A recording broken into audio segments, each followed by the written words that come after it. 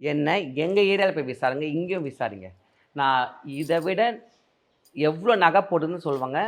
இது வந்து என்னோட 4வது கார். காசிமோட்லேருந்து அவங்கள எங்களுக்கு தெரியும். அப்பத்துல அவங்க நகை போட்டிருந்தாங்க. வீடு வாசல் இருந்துச்சு. சொந்த வீடுலாம் அவங்களுக்கு இருந்துச்சு. இந்த இடத்துல வந்து வீடு வாங்கி கோயில் கட்டிக்கிறாங்க. இடம் வாங்கி கோயில் கட்டினாங்க. ஆனா ஜனங்க வராங்க.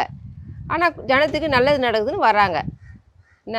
அதனால அவங்க பணம் வாங்குறாங்க, காசு வாங்குறாங்கலாம் கிடையாது. அவங்க மனசார குடுத்துட்டு போறத அவங்க வாங்கிக்கின்னு செய்றாங்க. அவங்க அப்பதான் நகை போட்டிருந்தாங்க. அவங்க சின்ன வயசுலேருந்தே அவங்க நல்ல வசதி. அவங்க அம்மா வீடெல்லாம் வசதி அவங்களுக்கு. அதனால இப்போ வந்து இதில சம்பாதிச்சுலாம் அவங்க போடல. ஆக மொத்தம் அவங்க நகை நட்டோட தான் இருந்தாங்க. எங்களுக்கு காசி மோட்லேருந்து அவங்களுக்கு தெரியும். அப்போதுலேருந்தே நான் கார் வச்சிருக்கிறேன். நான் கிட்டத்தட்ட 15 இயர்ஸா நான் கார் டிரைவிங் பண்றேன். பேப்பர்ல மலைக்க வைக்கும் மலைக்கா சொல்லிட்டு எனக்கு வந்து டைட்டில் குடுத்தாங்கம்மா. அந்த பேப்பர் கட்டிங் எடுத்து பாருங்க.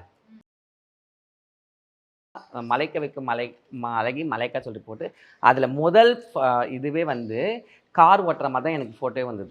அவங்களுக்கு 3 கார் இருந்துச்சு அவங்க அம்மா வீட்ல.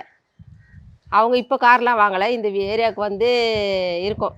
ஒரு 10 வருஷமா அவங்க காரோட தான் வந்தாங்க. நகை நட்டுல இப்போ நாங்க காசி மோட்ல நாங்களும் இங்கே வீடு வாங்கி கட்டின்னு வந்துக்கிறோம்.